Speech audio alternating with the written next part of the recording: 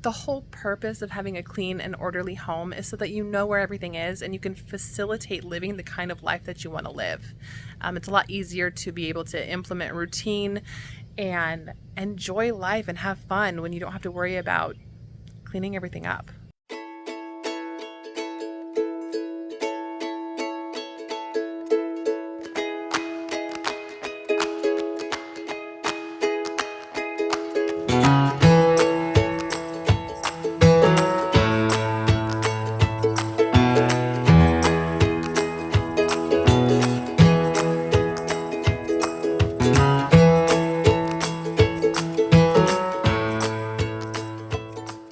So in order to manage my time and not be constantly cleaning or scrubbing or focusing on all of the little imperfections everywhere, wiping up all of the handprints all over the walls, I have a pretty strict schedule. So we break up the areas throughout the week to deep clean them, and then they just do a general tidy twice a day. So in the afternoon and then once again before bed. And if someone comes in and like makes a giant mess in someone else's area, obviously that's their responsibility to pick up. So we just kind of do our best to check in with them. And then at the end of each week, they get paid if they got check marks for when they were supposed to do their areas. And then I also break down the calendar year. Each month I have a different area of the house or outside to focus on so that I can really deep clean it and then get done any upgrades or any repairs that need done. That way everything's scheduled, everything's taken care of, everything's written down, and if my focus isn't drawn 100 different places every day. I also remind them that all I want from them is effort, not perfection. So it's just a matter of constantly learning how to take care of the home and making sure that we're all participating as a team together. This is the dining room. Yeah, it's pretty simple and straightforward. This room echoes a lot, so they just have to clean and wipe the table, make sure everything's put away, sweep the rug, sweep around it and mop, and wash the windows if they need it. This picture I found at an antique store in town, and it's actually silk. Yeah, it's beautiful and I love it. That's Mount Fuji. Reminds us of our time in Japan. Okay. In order to help the kids be able to know exactly what I expect of them, I have everything written down. That way they can see it right in front of them and they can refer back to that list for help. And then the entry is part of the dining room responsibility.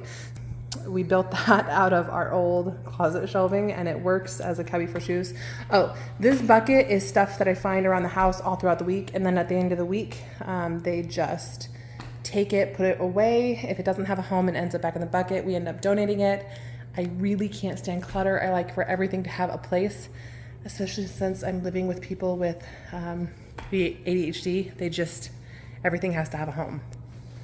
Nobody likes having the kitchen, but I usually help out with whoever has it, especially Nate since he's the youngest, and it definitely is a lot of extra work for me when it's his turn.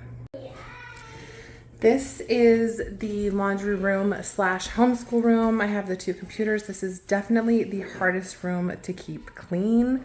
It's not just that it's laundry and homeschool supplies. It's that I have an exceptionally crafty daughter who takes after her mother and leaves just disaster everywhere she goes. The stuff she comes up with is pretty cool. I think she said she was making a crib for her baby, but it's a messy process to get there. So then we have the extra dog food. We also have our food storage in case of the apocalypse. Just to be able to shop from our pantry. Yeah. So this is a very, very messy room. As you can see, we have a wild crafter ready to go. You gonna play with the kinetic sand? Yeah. So this one, you are so good about cleaning up after yourself, aren't you? Yeah. Yeah, he's been doing awesome. So this is the last area. We have the living room. The rug has to be vacuumed, the floor swept and mopped. All the surfaces dusted, and then the banana plant needs to be watered throughout the week. It's pretty simple and straightforward. Wash the windows if they need it, or when they need it, because everything needs cleaned eventually. And then, like I said, the living room, does this part of the hallway.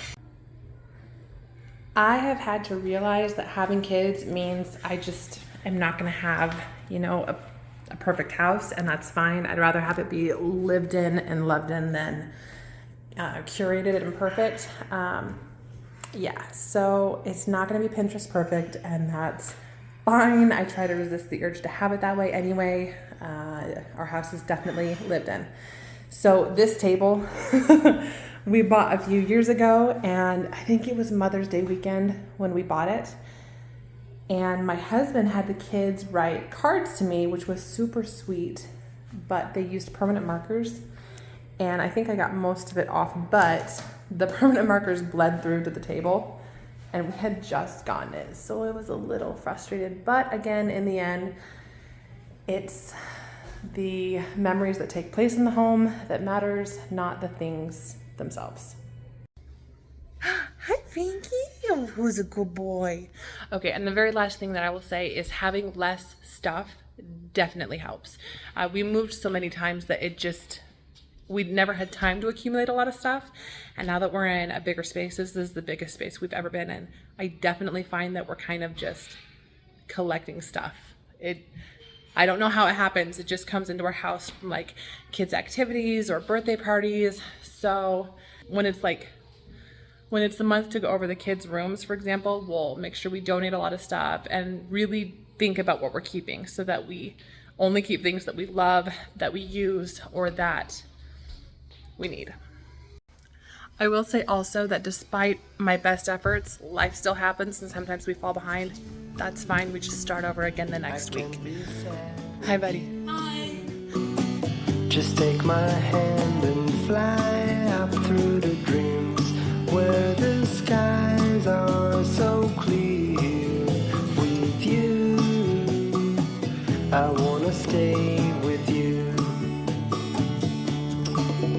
With you, I love the way that you love me today. Let's run